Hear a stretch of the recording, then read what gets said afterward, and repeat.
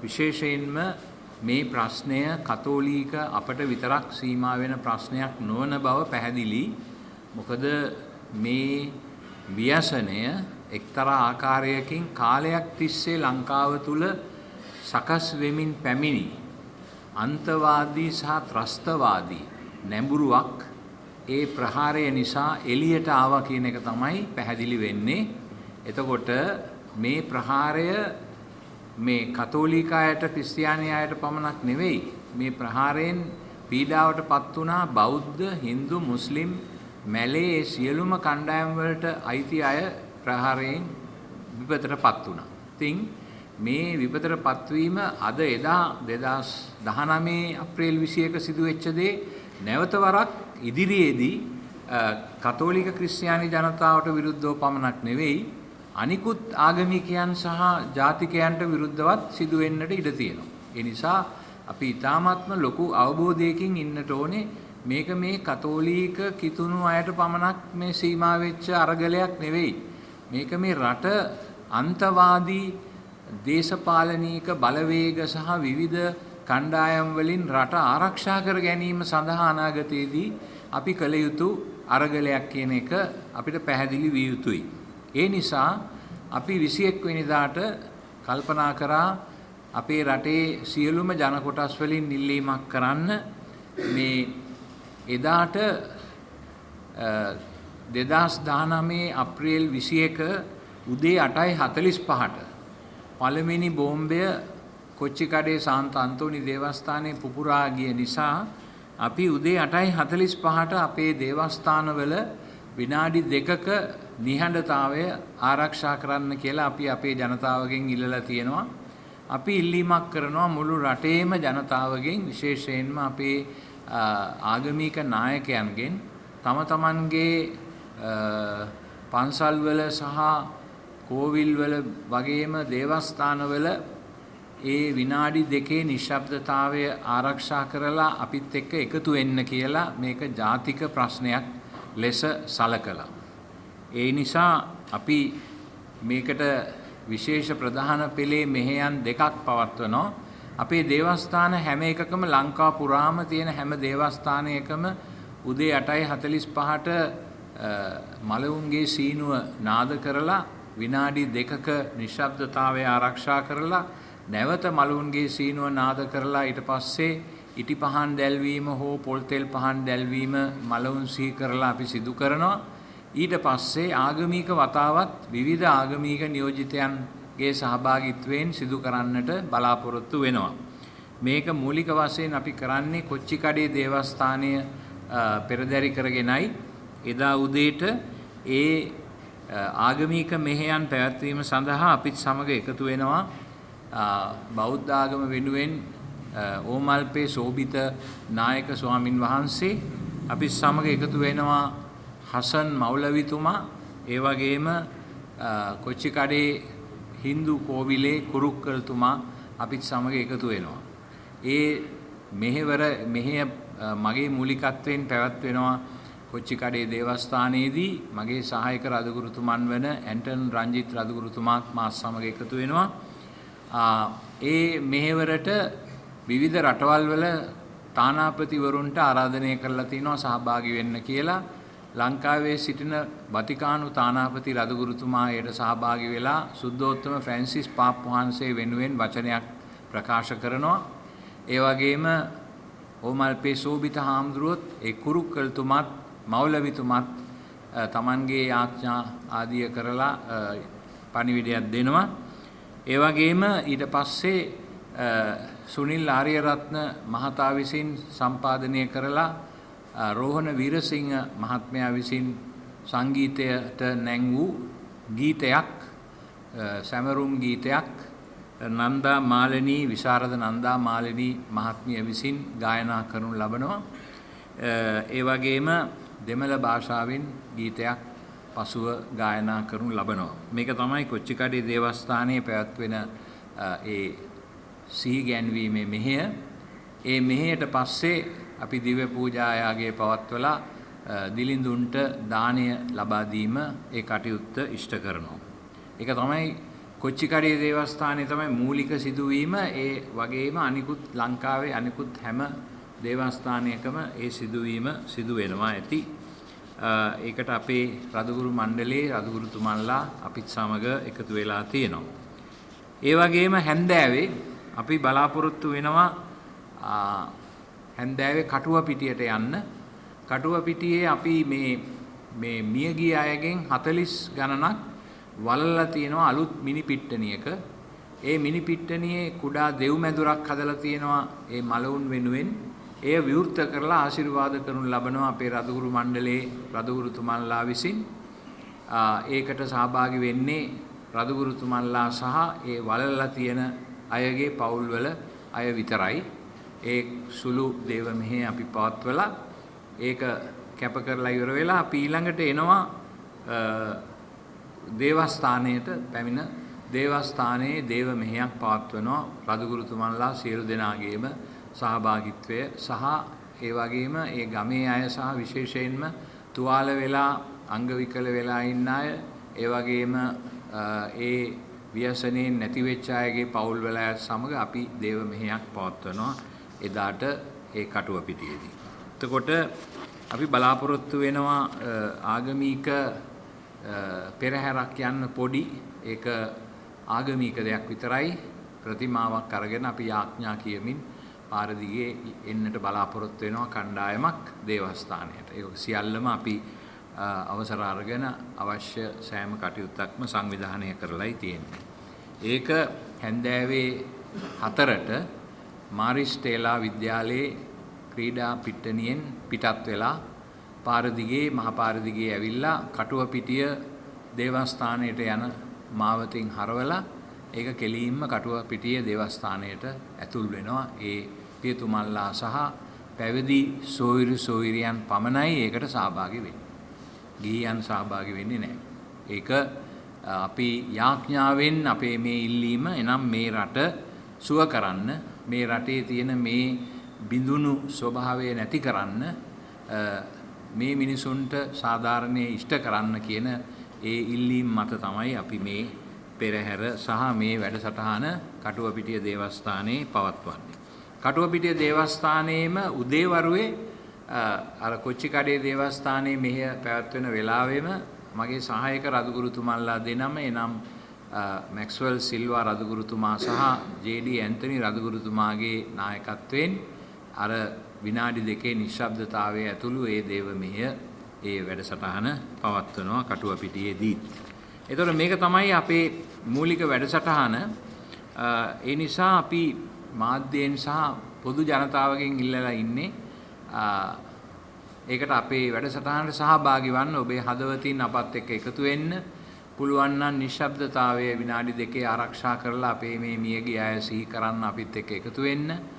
විශේෂයෙන් එදා මේ පාස්කු ප්‍රහාරයෙන් පස්සේ බොහෝ දෙනෙක් අපිත් සමග එකට එකතු වෙලා හිටියා. ඒ අය අතර මම මතක් කරනවා අපේ භික්ෂුන් වහන්සේලා බොහෝ දෙනෙක් අපිත් සමග එකතු වුණා ඒ වෙලාවේ. උන්වහන්සේලා අපිත් සමග මාධ්‍ය සාකච්ඡාවලට හවුල් වුණා. ඒ වගේම උන්වහන්සේලා අපේ දේවස්ථාන බලන්නට ආවා. අපේ ලෙඩුන් බලන්නට ගියා. දේවස්ථාන පිරිසිදු කරන්නට පවා අපිත් සමග එකතු වුණා භික්ෂුන් වහන්සේලා. ඒ නිසා මේ අවස්ථාවක් කරගන්නවා උන්වහන්සේලාට විශේෂ උපහාරයක් පුදන්න අපත් සමග ඒ දක්වපු පුදුමාකාර සහයෝගීතාවය පිළිබඳව. අනිකුත් ආගමික නායකයොත් පිටින් විට ඇවිල්ලා අපිව හම්බ වෙලා ධෛර්යමත් කරන්නට කටයුතු කළා. ඒ අයටත් අපේ ස්තුතිය ප්‍රකාශ කර සිටිනවා. මේක ආගම් අතර ආරවුලක් ඇති කරන්න අපි ගෙනියන ව්‍යාපාරයක් නෙමෙයි. අපි මේ රට තුල අවුරුදු ගණනාවක් තිස්සේ විවිධ දේශපාලන නායකත්වයන් යටතේ සැඟවී සංවිධානය වෙමින් පැවති ඉතාමත්ම දරුණු අන්තවාදී සහ ත්‍රස්තවාදී ක්‍රියාපිළිවෙලක පුපුරායාම තමයි සිදු වුණේ ඒ පාස්කු ඉරිදා. ඒ වැඩපිළිවෙල හරියටම මෙල්ල කරන්නේ නැතිව, එය හොඳට අධ්‍යයනය කරන්නේ නැතිව, ඒකට මොකද්ද හේතු වෙලා තියෙන්නේ කියලා හොයලා බලන්නේ නැතිව, ඒක උඩින් පල්ලෙන් අතගගා ඒකට පැලැස්තර අලවන්නට ගියොත් කවදාක්වත් මේ ව්‍යසනයෙන් රට මුදවා ගන්නට හම්බ වෙන්නේ නැහැ. කොයිම දේශපාලන නායකයෙකුටවත්.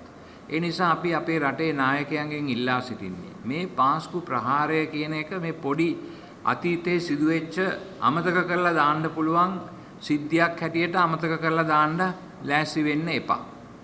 ඒක මේ රට ඇතුලේ සිදුවේගෙන යන විනාශකාරී වැඩපිළිවෙලක්.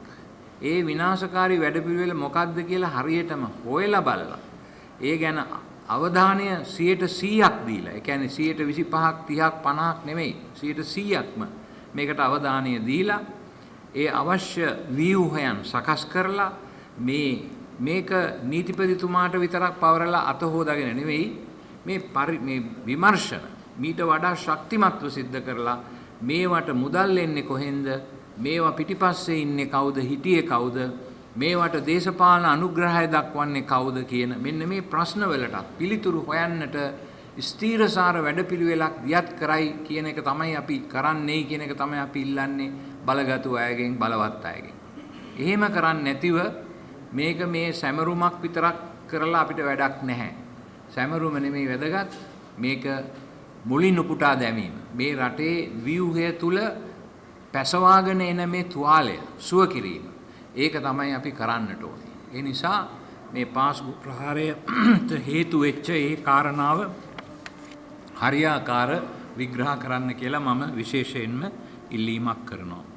ඒ අපි පාලනය කරන කතෝලික පාසල් ලබන අප්‍රේල් 21 වෙනි බදාදා නිවාඩු දිනයක් ලෙස අපි ප්‍රකාශයට පත් කරලා තියෙනවා. ඒ නිසා එදාට ඒ ළමයින්ටත් දෙමව්පියන්ටත් තම තමන්ගේ දේවස්ථාන වලට ගිහිල්ලා ඒ නිශ්ශබ්දතාවයේ වැඩසටහනට සහභාගී වෙන්නට පුළුවන් වෙනවා. මෙච්චරයි මට දැනට ප්‍රකාශ කරන්නට තියෙන්නේ. දැන් මොනවා හරි පැහැදිලි කිරීමක් අවශ්‍ය නම් ඔබතුමන්ලාට ප්‍රශ්න අහන්න පුළුවන්.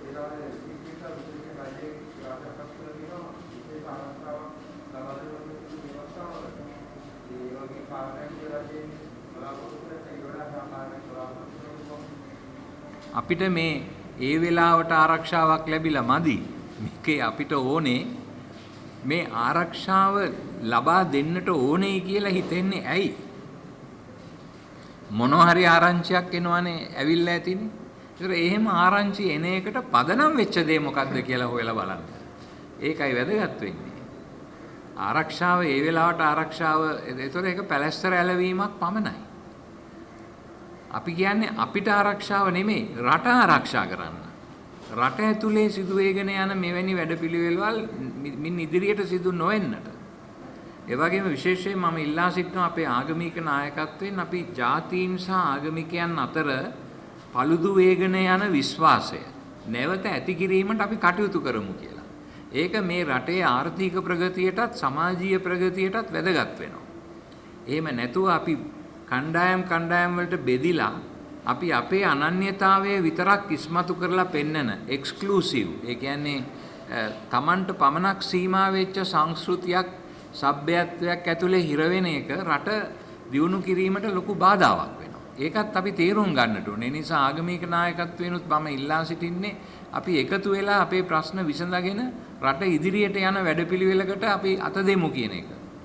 ඒකයි කියන්නේ. ඒ නිසා මේ ඒ වෙලාවට පැලැස්තර ඇලවීම නෙමෙයි අපි බලාපොරොත්තු වෙන්නේ අපේ රටේ නායකයන්.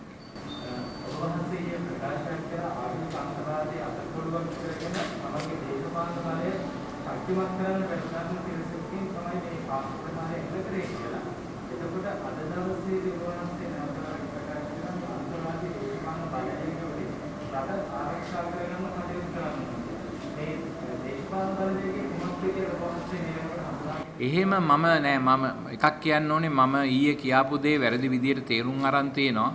මොකද මම කිව්වේ නෑ රටේ මුස්ලිම් අන්තවාදයක් සහ ව්‍යාප්තවාදයක් ක්‍රියාත්මක වෙන්නේ නැහැ කියලා.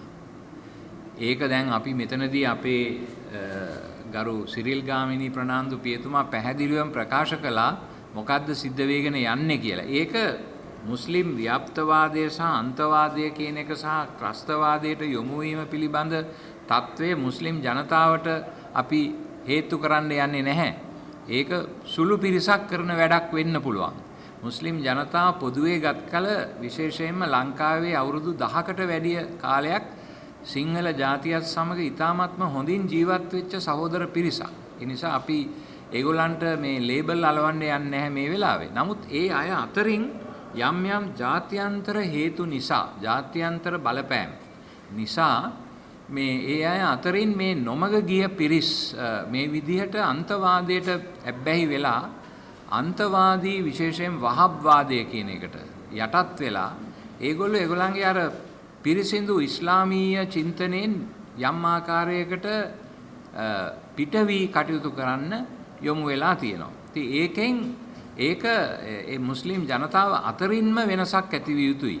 මම ඉල්ලීමක් කරන්නේ මුස්ලිම් ජනතාවගෙන්ම ඔබ අවුරුදු දහස් ගණනක් පමණ කාලයක් මේ රටේ ආරක්ෂා කරගෙන ආපු ඒ පිරිසිදු ඉස්ලාම් ධර්මයට ගරු කිරීමක් වශයෙන් මේ අන්තවාදී අදහස් වලට ඉඩ දෙන්න එපා. ඔබගේ දරුවන් අතර ඔබගේ සමාජය තුල සිංහල දෙමළ මේ ජන කොටස් සමග එකතු වෙන්න කියන එකයි මම ඉල්ලීමක් කරන්නේ.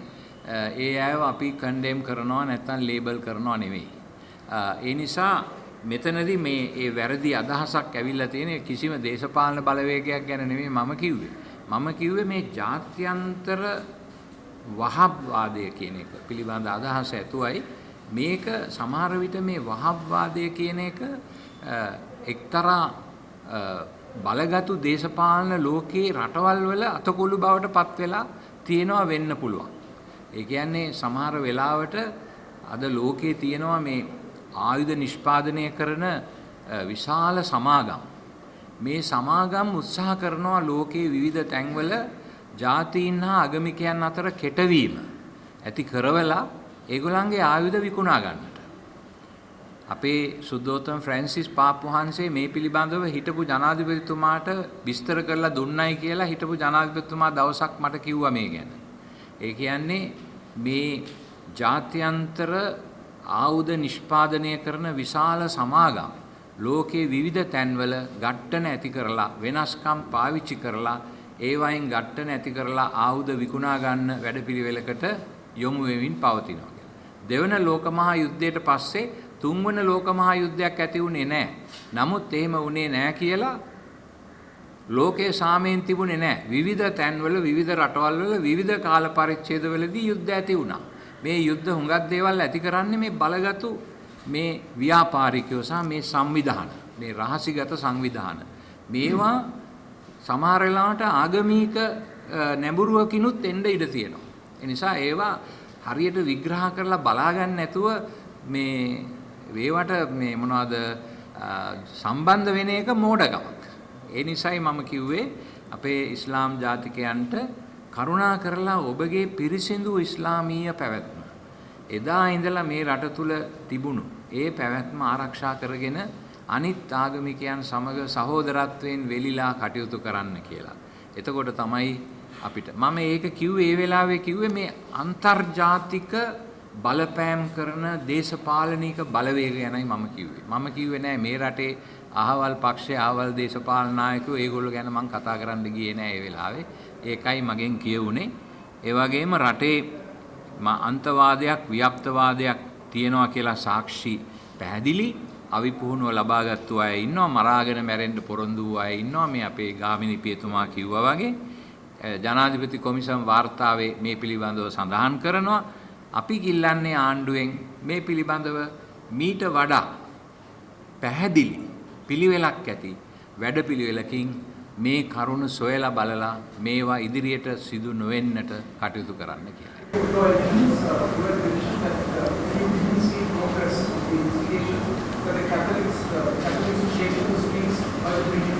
I can't follow your question. You had earlier mentioned that if there was this sufficient progress in the investigation, it was not going well, but the Catholics came to the streets on the 21st. So are you now satisfied with the way the investigations are going? We are not talking about satisfaction or not here. What we want the authorities to do is something more serious, as we mentioned here already in my comments and in what Father Gamini said. There's something more serious happening in this country that must be identified, and the people who are causing that kind of situation must be brought under some control. So we want that to happen.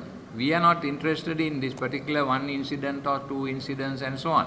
So we are not going to pull our people into the streets unnecessarily. We want to keep up this pressure and inform our governing authorities that the matter is serious. Therefore, don't think that it is a matter only limited to the Catholic or Christian community. It is something that can happen anywhere in the country.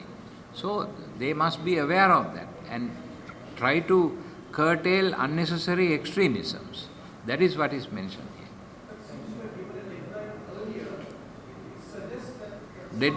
Deadline was only a terminus ad quem, because what we wanted was an effective program, and we want to continue to show that our people are with us, and we will continue our struggle until we get a clear indication that the government is keen to investigate thoroughly the whole matter and reveal to the public, to the general public, because it's not a question only of Catholics and Christians, it's a question of the country's security and safety for the future.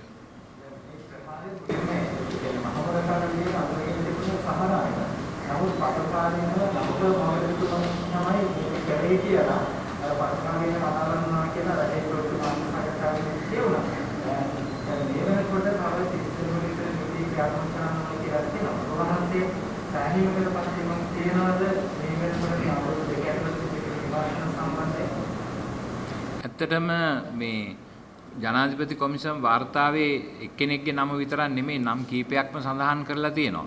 තව ඒවැය තියෙනවා මේකට අනුග්‍රහය දක්වපු අනුබල දුන්නු සමහර අයගේ නම් හිටන් තියෙනවා. එතකොට ඒවා ඒ කියලා තියෙනවා මේ අය පිළිබඳව මීට වඩා පරීක්ෂණ පැවැත්විය යුතුයි කියලා. විමර්ශන පැවැත්විය යුතුයි කියලා තියෙනවා. ඒතර ඒ ඔක්කොම දේවල් කරන්නේ නැතුව නිකම් මේ එක්කෙනෙක් දෙන්නෙක්ව අල්ලලා ඇතුළට දාලා එයාලාට විරුද්ධව ඇක්ෂන් අරගෙන හරියන්නේ නැහැ.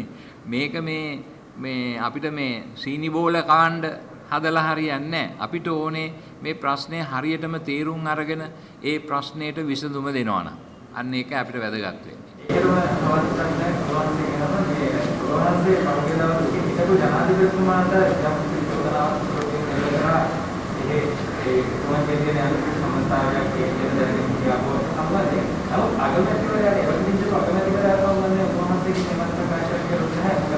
ඒ වෙලාවේ මගෙන් ඒ පැමිණ හිටි මාධ්‍යවේදියෙක් අහපු ප්‍රශ්නයකටයි මම පිළිතුරු දුන්නේ. මගෙන් අගමැතිතුමා ගැන ඇහුවේ නැහැ.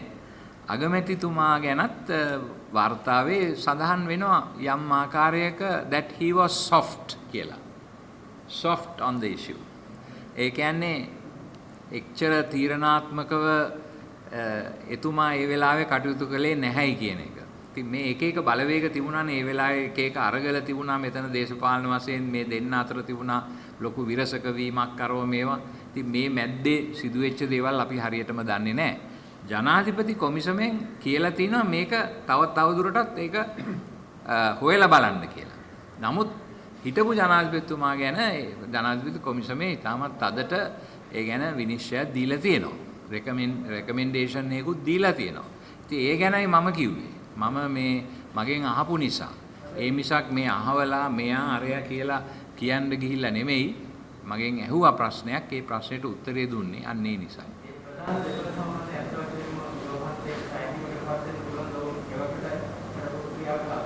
කවුද?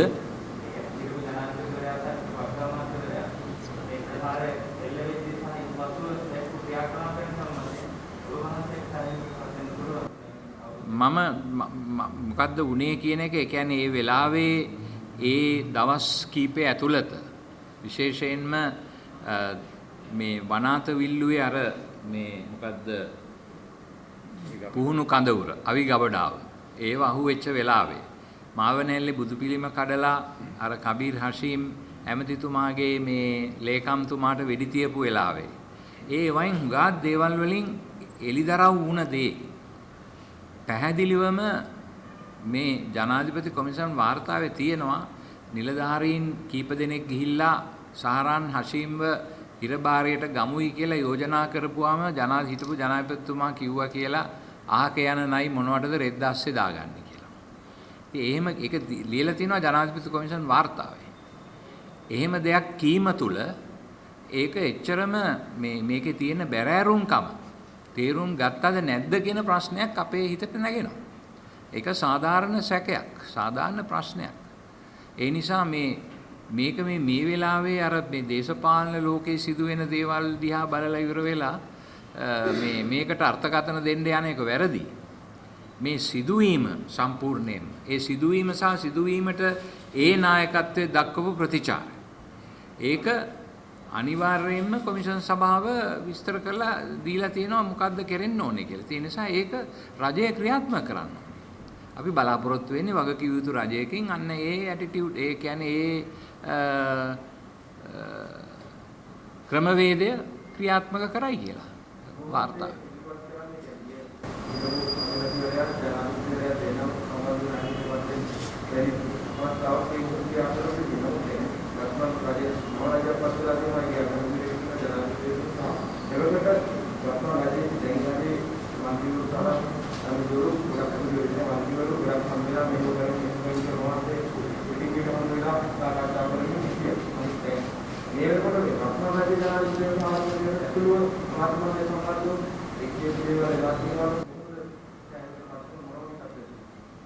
අපිට දැන් මම ඉස්සෙල්ලත් කිව්වා මේක අපිට ඇත්තටම 100%ක් සෑහීමටපත් වෙන්න බෑ කියලා මේ වෙලා තියෙන තත්ත්වය ගැන. තව දුරටත් තව හුඟක් දේවල් කරන්නට ඕනේ. අනිත් එක තව there must be action with determination. ඒ කියන්නේ යම්කිසි ස්ථාවරත්වයක් සහ ස්ථීර තීන්දුවක් අනුව මේ අපි මේ වැඩේ මොකද්ද කියලා හරියටම හඳුනාගෙන මේකට පිළියම් යොදනවා කියන ඒ තීරණය ගන්නේ නැතිව ඔය එහෙම මෙහෙන් එක්කෙනෙක් දෙන්නෙක් ඇතුළට දානවා ඊට පස්සේ ආයෙ එළියට දානවා අරව මේවා එහෙම බෑ. දැන් උදාහරණයක් වශයෙන් පැහැදිලිවම 20 වෙනි සංශෝධනයේට ඡන්දය ලබා දීමේදී යම් ආකාරයක අමුතු જાතියක ඡන්ද ප්‍රකාශ කිරීමක් සිදු වුණා. ඒකට මොකද්ද හේතුව කියලා අපි හොයන්න ඕනේ. ඇයි එක පක්ෂයේ නායකයෙක් එක විදිහකට ඡන්දය දාලා ඒ පක්ෂයේ සමාජිකයෝ 3 දෙනෙක් අනිත් විදිහට දැම්මේ කියලා.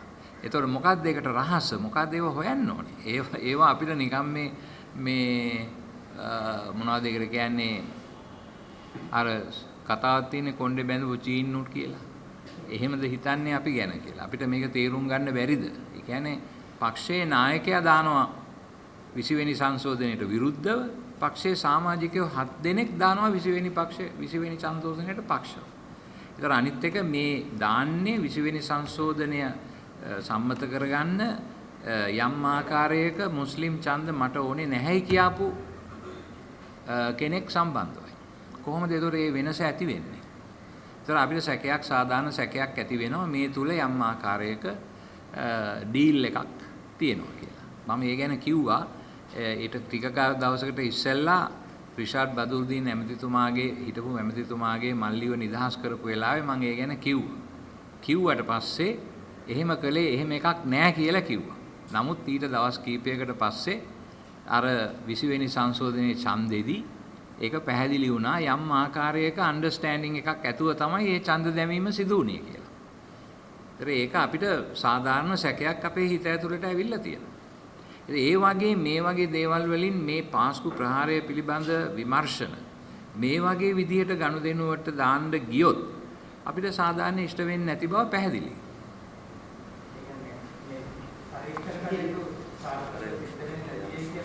දැන් මම හිතන්නේ අර මැතිනියට දෙමු අවස්ථාවක් අන්තිම ප්‍රශ්නය.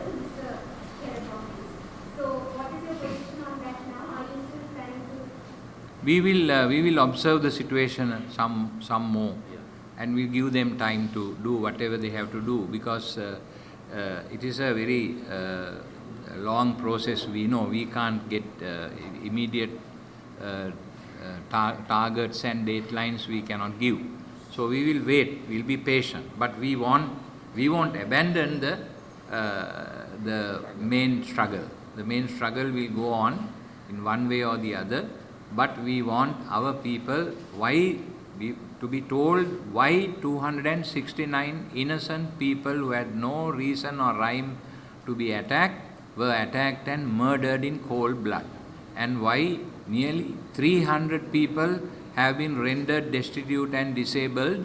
Why? We want to know why, and who did it, and who sponsored it, and all these things we want to know. Here in this one more question, speaking to media and information sometimes ago, it said you never expected recommendations from the Commission such as banning of Buddhist organizations. But after some time, you again got to mention that all the recommendations made by the Presidential Commission of Inquiry should be implemented. So in that context, are you of the opinion that Buddhist organizations such as Buddha Sena should also be banned as recommended by the Commission? We have told what we are interested in is more who did this, who funded it, who protected the people who did it, and those are the more important questions for which we want answers. All about organizations that propagated this idea or that idea is secondary. The most important thing is that we want those answers and serious answers for that. That is why we went on stating giving more accent on those aspects. That's what we still do. Right, I think we can terminate here.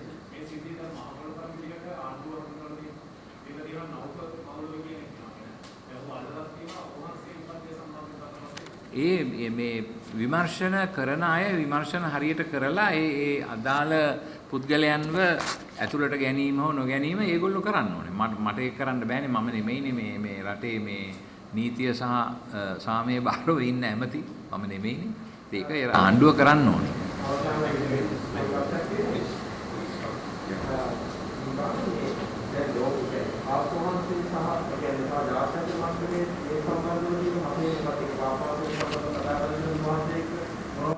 පාප් වහන්සේ මේ සිද්ධිය සිදු වෙච්ච ගමම්ම ඒ පාස්කු ඉරිදා දවල් 12ට සුදෝ පේදුරුතුමාගේ දේවස්ථානයේ කවුළුවේ ඉඳලා කරපු දේශනාවේදී පැහැදිලිවම මේක හෙලා දැක්කා මේ සිද්ධිය.